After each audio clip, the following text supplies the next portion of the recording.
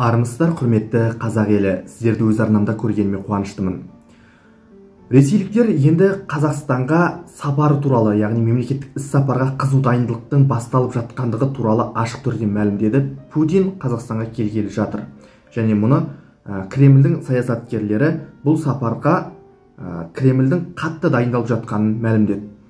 Қызу дайындық басталған яғни. Жалпы Путиннің бұл Қазақстанға келе жатқан ол бірінші сапары емес. Бұған дейін де талай рет Қазақстанға келді, және Тоқаев бірнеше рет, яғни қаншама рет Петербургқа барды, Мәскеуге барды деген сияқты.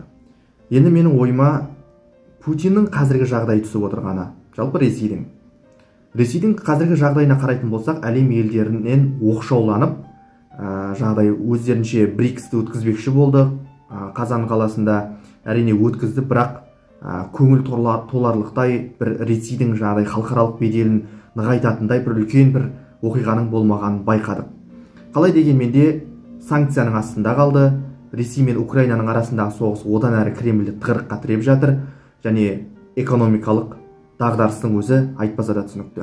Әлем елдері тарапынан қаншама батыс елдері, Америка Құрама Штаттарының санкциясы Ресейді әбден тұралатып тастады.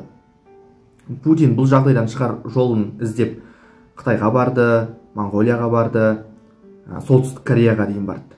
Солтүстік Кореяның әскеріне байланысты неше түрлі даурық әңгімелер, өтірік расы белгісіз неше түрлі әңгімелер тарап жатқан өзіңіз естіп жатқан шығарсыз. Украина жеріне Ресей тарапына көмекке келген солтүстік кореялық әскерлер туралы. Жарайды, менің айтпағым бұл емес. Өйткені бұған байланысты әлі даулы мәселелер әлі нақты айтылған жоқ. Бірақ Америка Құрама Штаттары болсын, батыс елдері бұны жарыса жазып жатыр. Енді менің ойыма Путиннің бүгінгі жағдайы түсіп отыр. Неге?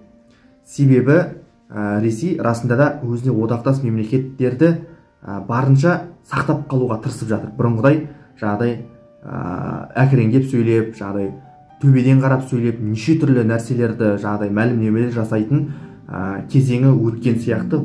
Соңғы кездері ондай мәлімдемелер жасамай жүр. Бұған шүкіршілік етуге де болады, себебі Ресейдің қазіргі жағдайы өздері де түсініп отырған сияқты.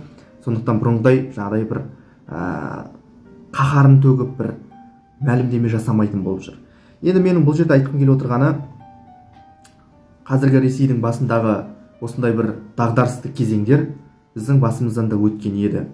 Путиннің Қазақстанға келгелі жатыр деген естіген кезде, енді өз елін құтқару үшін, өз елін дағдарыстан алып шығу үшін бұл жағдай басын тауға да тасқа да ұрып дейді ғой, яғни мында да барады, анда да барады, қалайда әйтеуір тырмысып осы дағдарыстан шығып кетудің жолын іздеп сарсаңға түсіп жатыр.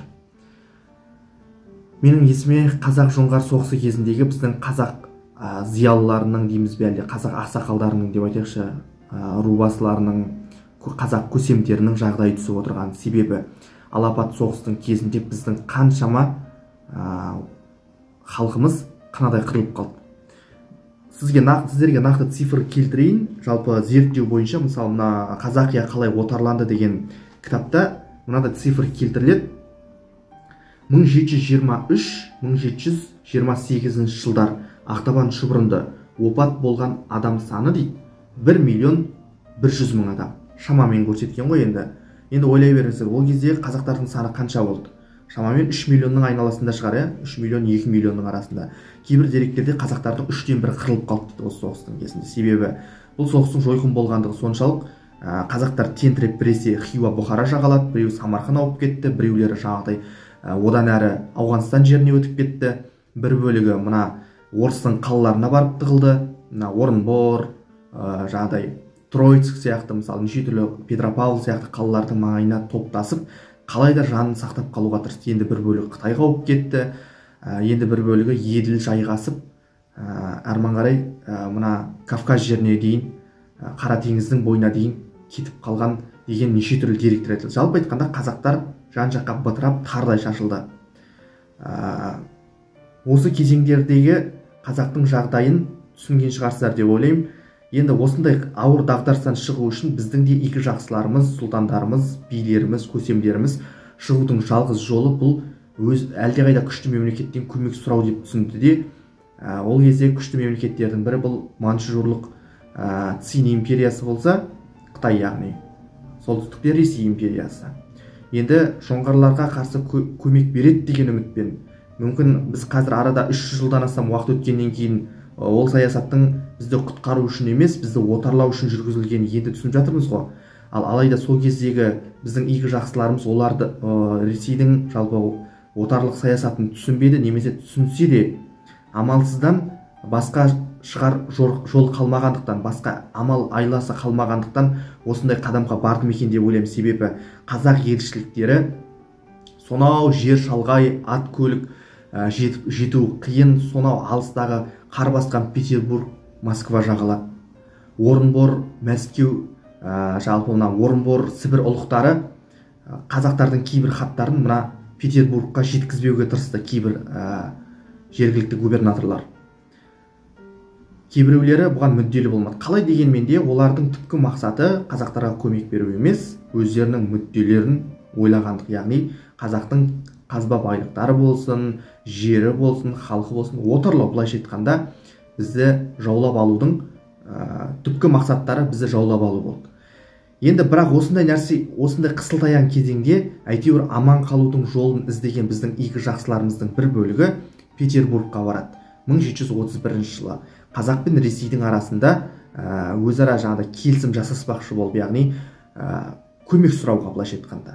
Ол кезде тақта Ресейдің патшайымы Анна Иоанновна деген адам отырды. Яғни Ресей патшайымы. Былайша айтқанда Ресейдің ол кезде 4 құбыласы түгел деп айтуымызға болады. Себебі жаулаушылық жолына түскен, айналасындағы қаншама шағын халықтарды, ірі халықтарды бірінен кейін бірін жұтып қойып жатты. Ал оның Анна Иоанновнаның алдына көмек сұрап қаншама адамдар, қаншама халықтың өкілдері болды. Біз де солардың ішінде едік. Қазақтың ақсүйектері, қазақтың игі жақсылары мол тарту таралғы алып 1731 жылы Петербургқа келіп жетеді. Осы сапары кезінде, қазақ ақсүйектері патшайымның қабылдауында күтіп тұрады. Сөйтсе, ерігіп отқан патшайымға қызметшілері қазақ елшілерінің келгендігі туралы жібереді, хабар жібереді. Сол кезде патшайым былай деп жауап береді: аса маңызды бір шаруам шығып қалды. Голландия королі сыйға берген ұрғашы маймылым бүгін таң алдында туды. Балалары сондай сүйкімді, соның қыруар тірлігінен басым қатып отыр, қабылдай алмаймын депті. Көріп отырсыздар ма, мына жақта біздің қаншама игі жақсыларымыз сонау жаңағыдай өзендер мен көлдерді басып өтіп, қаншама жер шалғай, ол кезде бүгінгідей жаңағыдай жетіп бара қоятын транспорт жоқ, сондай алыс жерге барып тұрған кезде ат-тонын арқалап оның қандай жауап бергенін. Мына жақта халқы қырылып жатыр, игі жақсыларымыз жаңағыдай көздері жәудіреп, енді қалай көмек берер екен деп барып тұр ғой, жаны қысылып, көмек алсақ екен, көмек берсе екен деп. Не істерін білмей жан-жаққа сенделіп кеткен кезіміз ғой біздің. Ал сол кездегі Ресей патшайымының жауабы. Енді білмеймін, тіпті қандай нәрсе айтуға болатын бұған. Ал енді қазіргі кезде Ресейдің жағдайына қарап отырып, менің сол кездегі біздің басымызға түскен сондай ауыртпалық кезеңдер есіме түсіп отыр. Қазір Ресей жағдай, былайша айтқанда, әлемнен оқшауланып, санкцияның астында қалып, оның бер жағында Украинамен соғысты әбден тығырыққа тіреп, 2 күннің бірінде Путин әр мемлекетке іс-сапарға шығатын болып жүр. Алысқа емес, Америка, Еуропаға емес, айналасындағы мемлекеттерге ғана. Монғолия, Қазақстан, Солтүстік Корея, Қытай деген сияқты. Сонда бұны біз не дейміз? Тарихтың қайталанғаны ма бұл сонда? Әлде жай ғана кездейсоқтық па? Бірақ кездейсоқтықтың өзі кездейсоқтық емес деп айтады ғой. Мүмкін бұл да бір тарихтың үлкен сабағы шығар. Сіздер қалай ойлайсыздар? Жалпы Тоқаев Қазақстанға келген Путинді кабинетінің алдында күттіріп қоялар ма екен? басқа жұмыстарым бар деп. Әлде әуежайдан түсе салысымен құшақ жайып қарсы алып қызыл кілеммен жүргізіп өтіп кабинетіне алып барам екен бірден. Қалай ойлайсыздар?